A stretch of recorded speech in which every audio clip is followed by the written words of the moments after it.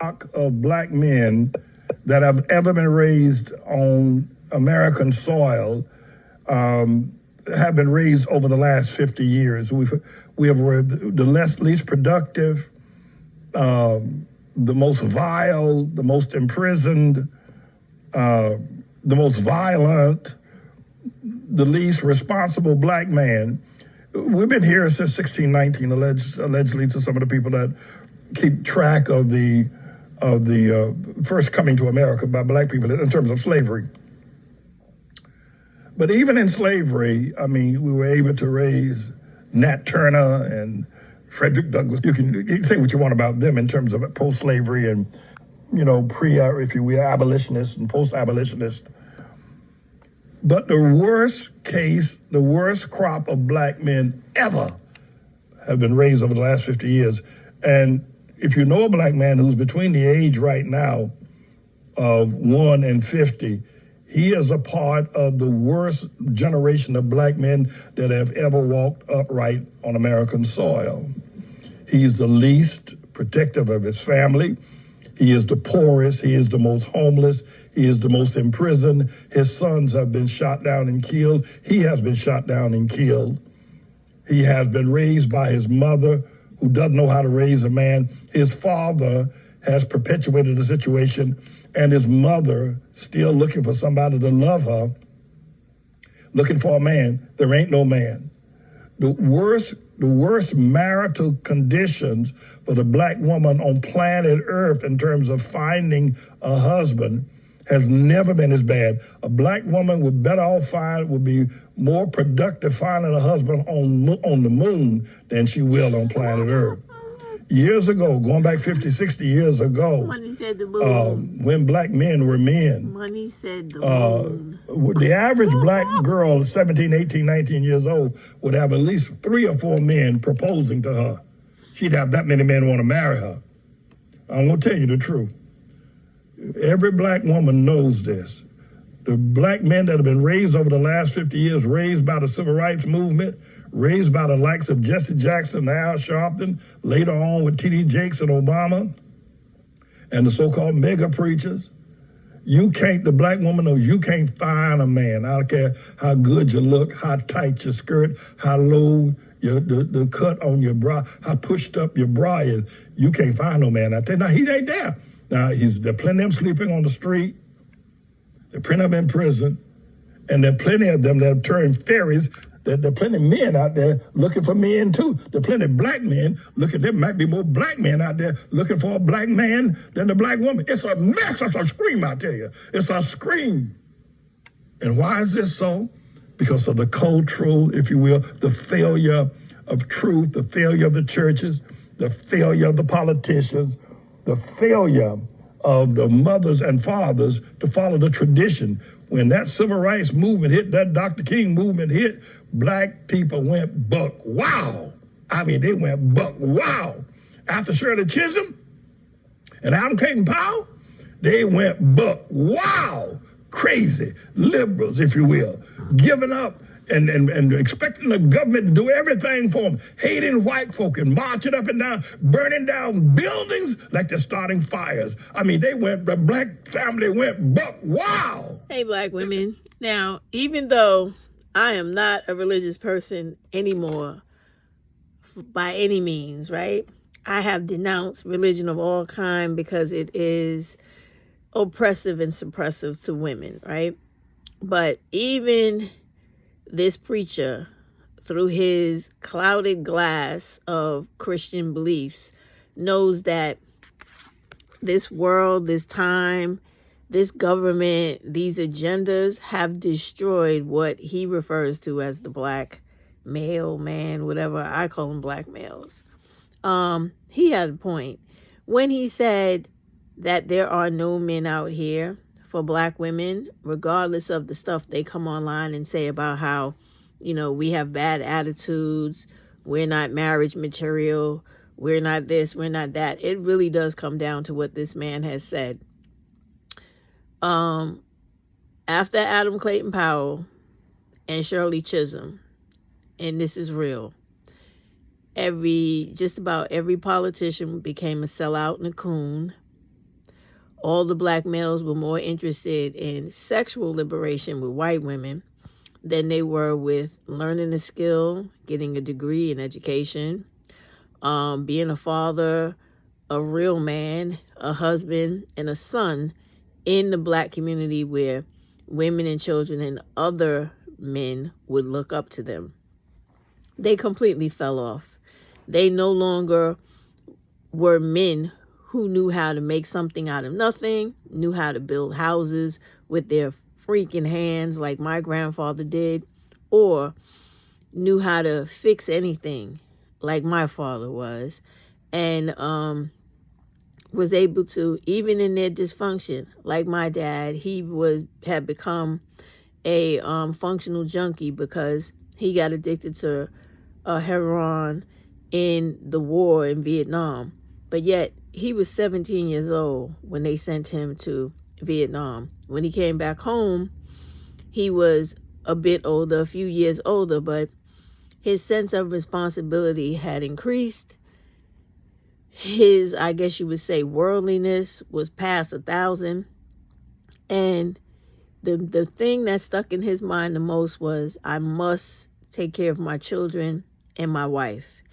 And even though he did not live a very long life, he made sure that he was man enough to take care of the money that was given to him by his father through insurance, death insurance payments, to create different dowries for his children so that his children would be able to be taken care of in life.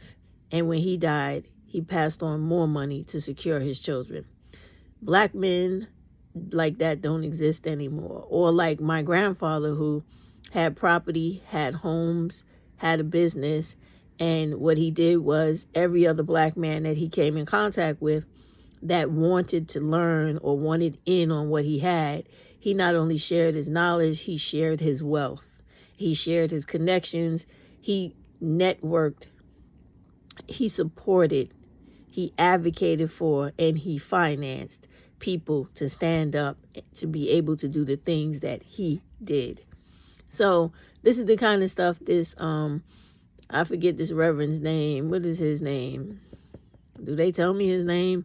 I know it's Reverend James somebody. I had put it in the beginning of the clip. You should be able to see it. But when he's speaking of these things, he's 100% on point.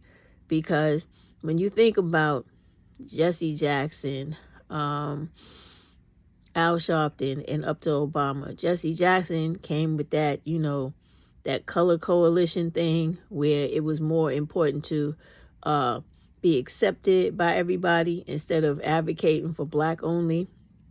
Then with Al Sharpton, he's the kind of guy that once he gets his foot in the door, he closes it behind on everybody else, and it's sort of like a modern day ambulance chaser in a way, because with all the stuff that is going on today with black femicide, domestic violence, human trafficking of little girls, etc., this man, Al Sharpton, has never, with his television show, his National Action Network, his radio show, he has never, ever made it his business to champion and aggressively advocate for the topics that affect black women. The only time you hear from him is when he's following behind Benjamin Crump to try to get some money off a sensational situation.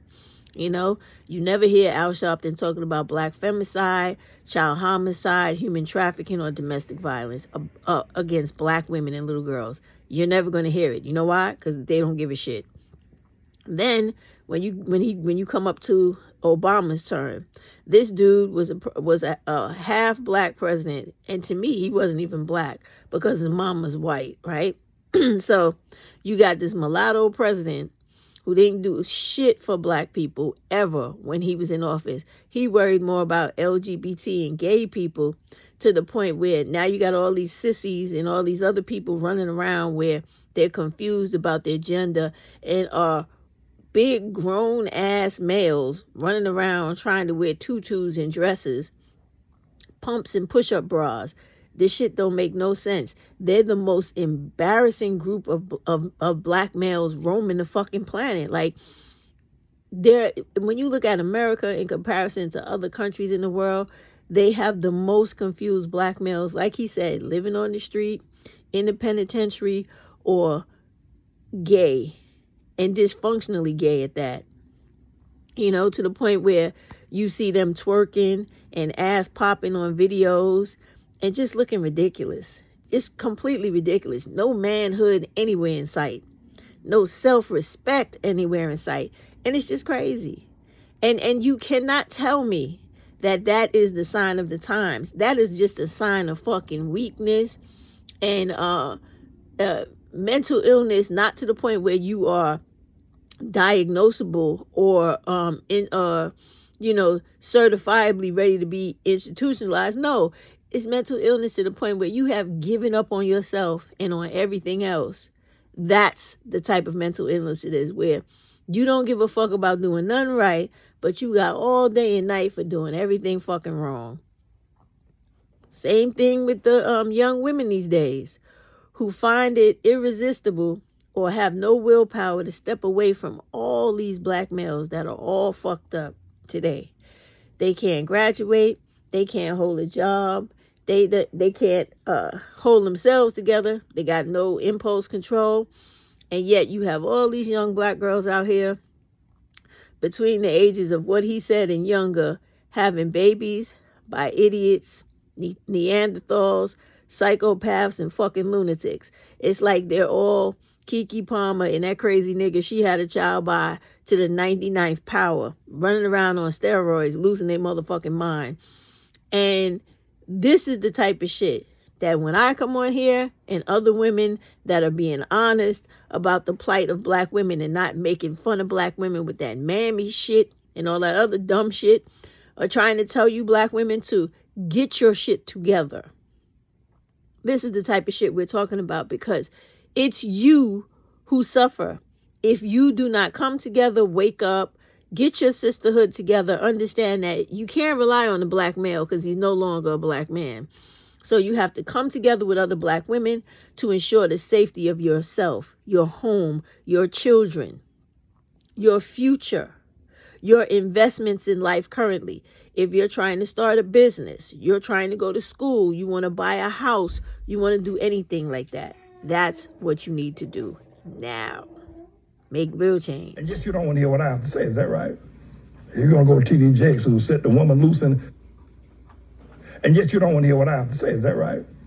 You're going to go to T.D. Jakes, who set the woman loose, and I told y'all T.D. Jakes said to the woman inside of him, "Woman, thou art loose." He pulled that woman out of him, T.D. Jakes, right? Pulled that woman out of Eddie Long, out of Will Smith, out of LeBron James. Anyway,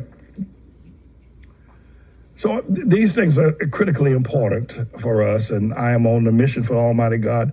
I understand that people are not going to listen to what I say. They didn't listen to Jesus, but I'm going to say it. And I thank God for those of you who do. And I thank God for those of you who, this is a pastor man telling the truth, especially those of you who know that it ain't going to get better. You need to step up beside me and say, "All right, Pastor man, I'm willing to submit myself to you." And let's try to get some things done together. I think it'll be very important for that. Gotta work on this shit.